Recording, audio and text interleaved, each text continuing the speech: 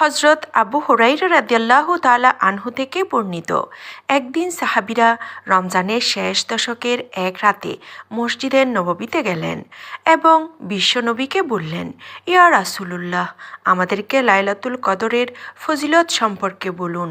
বিশ্বনবী তখন সমস্ত সাহাবীদেরকে উদ্দেশ্য করে বললেন, হে সাহাবীরা, শোনো, তোমরা রমজানের শেষ দশকের বেজোড় রাতগুলোতে লাইলাতুল কদর তালাশ করবে। লাইলাতুল কদরের অর্থ অতিশয় সম্মানিত বা পবিত্র রজনী। এই রাত হলো ভাগ্য ও তকদির নির্ধারণের রাত। এই রাত হলো গুনাহ মাফের রাত। এই রাতে আল্লাহ রাব্বুল আলামিনের দরবারে বেশি বেশি করে এবাদত বন্দেগি করতে হবে। আল্লাহ রাব্বুল আলামিন এই রাতটিকে অনন্য মর্যাদা দিয়েছেন এবং এই একটি মাত্র রজনীর উপাসনা হাজার রাতের ইবাদতের চেয়ে উত্তম। রাসূল আকরাম সাল্লাল্লাহু আলাইহি ওয়াসাল্লাম আরও বলেন, যে ব্যক্তি ঈমানের সাথে সওয়াব লাভের আশায় লাইলাতুল কদরে রাত জেগে দাঁড়িয়ে সালাত আদায় করে ও আল্লাহর এবাদত বান্দেগিতে নিজেকে মশগুল রাখে, তার পূর্ববর্তী সমস্ত গুনাহসমূহ মাফ করে দেওয়া হয়। সুবহানাল্লাহ। এরপর উপস্থিত সাহাবীরা আবারও বিশ্বনবীকে জিজ্ঞাসা করলেন, হে আল্লাহর হাবিব, এই রাতে আমরা কি কি এবাদত বেশি বেশি করে করব? বিশ্বনবী সাল্লাল্লাহু আলাইহি ওয়াসাল্লাম বললেন, কদরের ফজিলত পাওয়ার উদ্দেশ্যে এই রাতে বেশি বেশি নফল নামাজ পড়া, কোরআন তেলাওয়াত করা, তাসবিহ তাহলিল পাঠ করা, নামাজের রুকু সেজদার জায়গাগুলোতে বেশি বেশি সময় ব্যয় করা এবং নামাজে লম্বা সূরা পাঠ করে নামাজ আদায় করা, এভাবে সারা রাত দাঁড়িয়ে থেকে নামাজ আদায় করা এবং বিভিন্ন তাসবিহ, কোরআন তেলাওয়াত এবং অন্যান্য এবাদত বন্দেগিতে রাত্রি কাটিয়ে দেওয়া। এভাবে বিশ্বনবী সাল্লাল্লাহু আলাইহি ওয়াসাল্লাম পবিত্র লাইলাতুল কদর রাত্রিতে নিজে এবং সাহাবীদেরকে নিয়ে বিভিন্ন ফজিলতপূর্ণ আলোচনা এবং আল্লাহ রাব্বুল আলামিনের এবাদত বন্দেগিতে সারা রাত কাটিয়ে দিতেন। পবিত্র রমজান মাসে আল্লাহর নবী মুহাম্মদ সাল্লাল্লাহু আলাইহি ওয়াসাল্লাম বেশি বেশি করে আল্লাহ রাব্বুল আলামিনের কাছে ক্ষমা প্রার্থনা করতেন এবং উম্মতের নাজাতের জন্য বেশি বেশি করে দোয়া করতেন। একদিন বিশ্বনবী সাল্লাল্লাহু আলাইহি ওয়াসাল্লাম রমজান মাসের এক রাত্রে আল্লাহ রাব্বুল আলামিনের কাছে দুহাত তুলে তার উম্মতের নাজাতের জন্য কান্নাকাটি করছিলেন।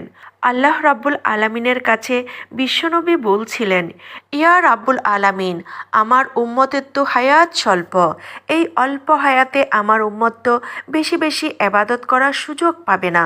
তারা তো অন্যান্য নবীর উম্মতের মতো শত শত হাজার হাজার বছর ধরে তোমার এবাদত করতে পারবে না।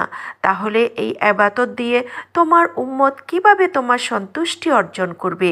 আল্লাহ রাব্বুল আলামিন তখন গায়েবী আওয়াজের মাধ্যমে বিশ্বনবীকে জানিয়ে দিলেন, হে বন্ধু, শুনে রাখো, অন্যান্য নবীর উম্মতদেরকে আমি শত শত হাজার হাজার বছর হায়াত দিয়েছি, কিন্তু তাদেরকে আমি রমজান ও কদরের রাত দেইনি। হে আমার বন্ধু, আপনি শুনে রাখুন, আপনার উম্মতের একটি লাইলাতুল কদরের রাতের এবাদত হাজার হাজার মাসের চেয়েও অধিক ফজিলতপূর্ণ। আল্লাহু আকবার।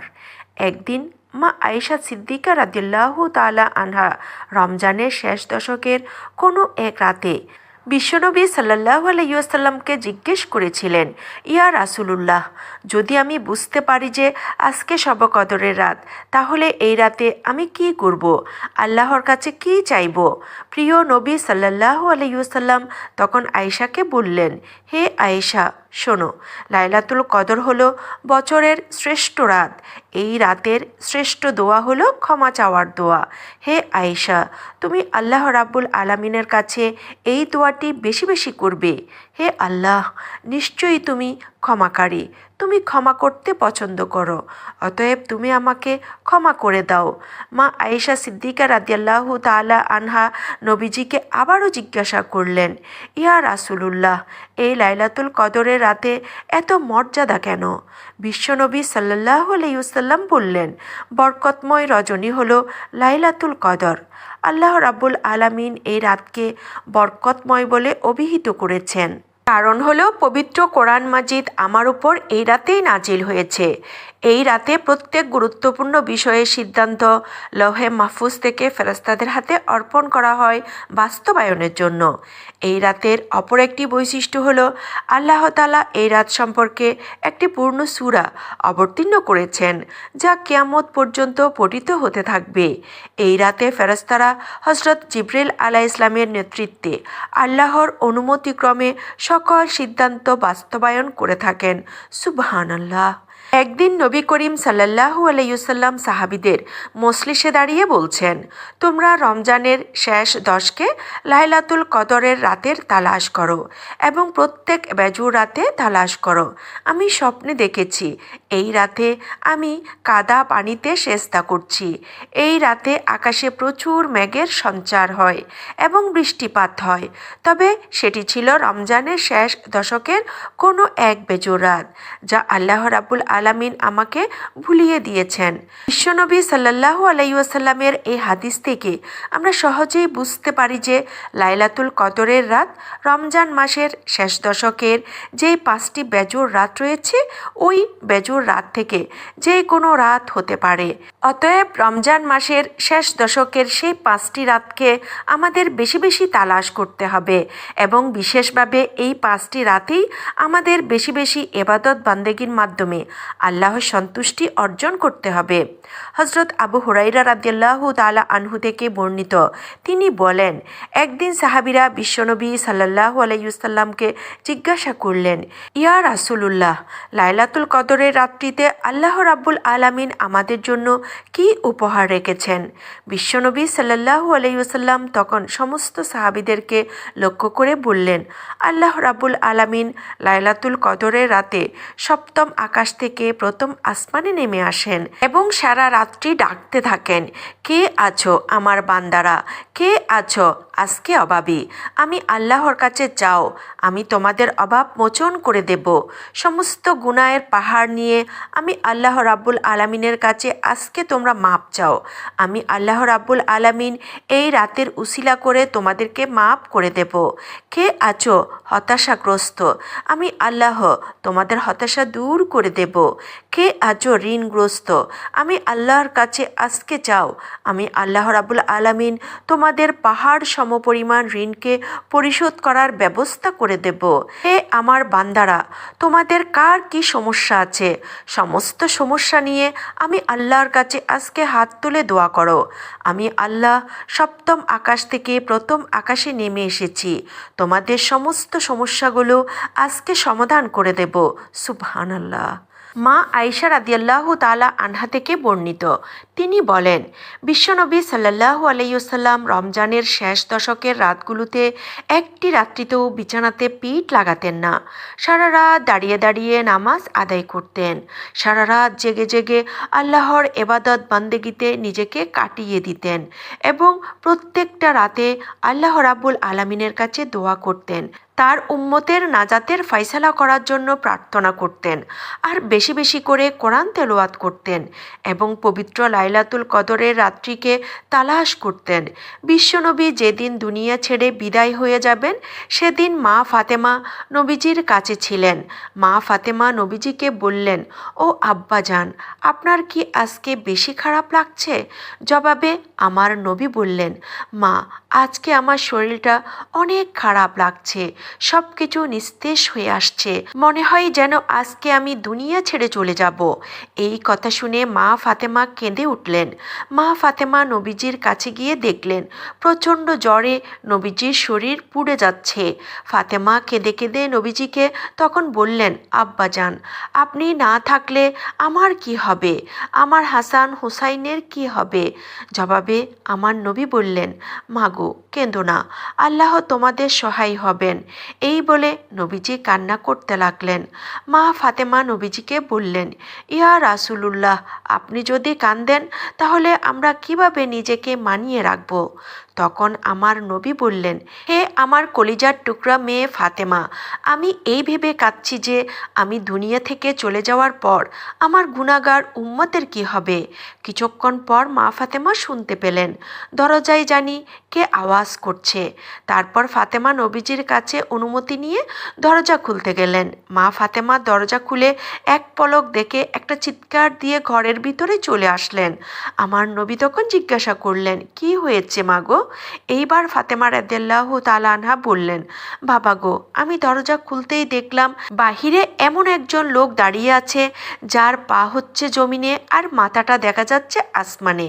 আব্বাজান, আমার জীবনে এমন আকৃতির লোক আগে কখনো দেখি নাই। আমার নবীর আর বুঝতে বাকি রইল না। নবীজি ফাতেমাকে বললেন, মা, তুমি উনাকে ভেতরে আসতে বলো। উনি হলেন আল্লাহর মেহমান, মালাকুল মউত, হজরত আজরাইল আলাইহিস সালাম। এইবার মা ফাতেমা এই কথা শুনে কান্নায় ভেঙে পড়লেন। নবীজি বললেন, মা, তুমি কেঁদো না।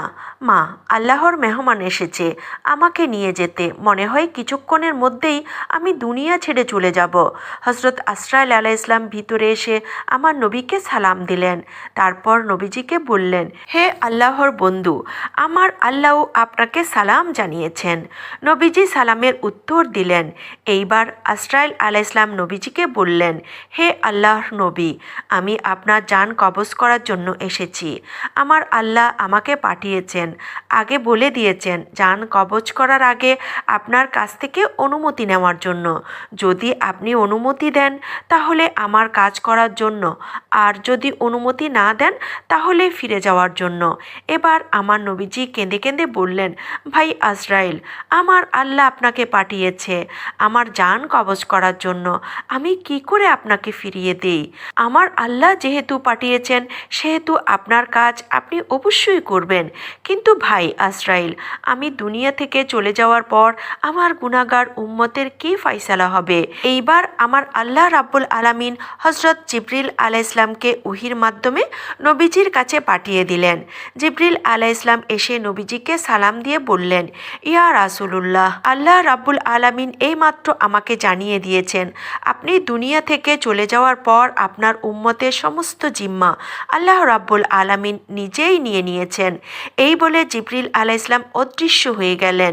এইবার আমার নবী মুস্কি মুস্কি হাসলেন।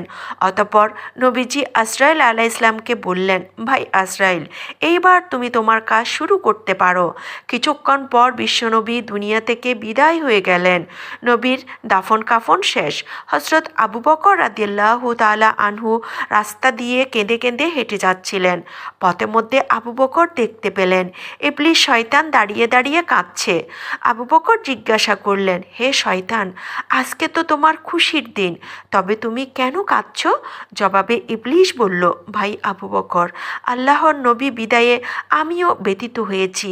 ভাই আবু বকর, আমি জানি আমার যে ভুলের কারণে আল্লাহ আমাকে শয়তানে পরিণত করেছে এবং কিয়ামতের পরে আমাকে চিরস্থায়ী জাহান্নামে জ্বলতে হবে। আমি জানি জাহান্নামের সেই আযাব কত ভয়াবহ হবে।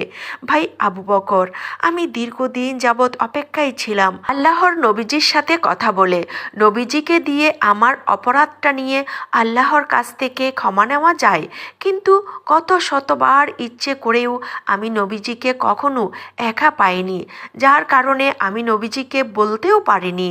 তবুও আশায় ছিলাম কোনো একদিন হয়তো বলতে পারবো। কিন্তু আজকে যখন নবীজি দুনিয়া ছেড়ে চলে গেলেন তখন আমার সকল রাস্তা বন্ধ হয়ে গেল। ভাই আবু বকর, এই ভেবে আমি আজকে কান্না করছি। সুবহানাল্লাহ।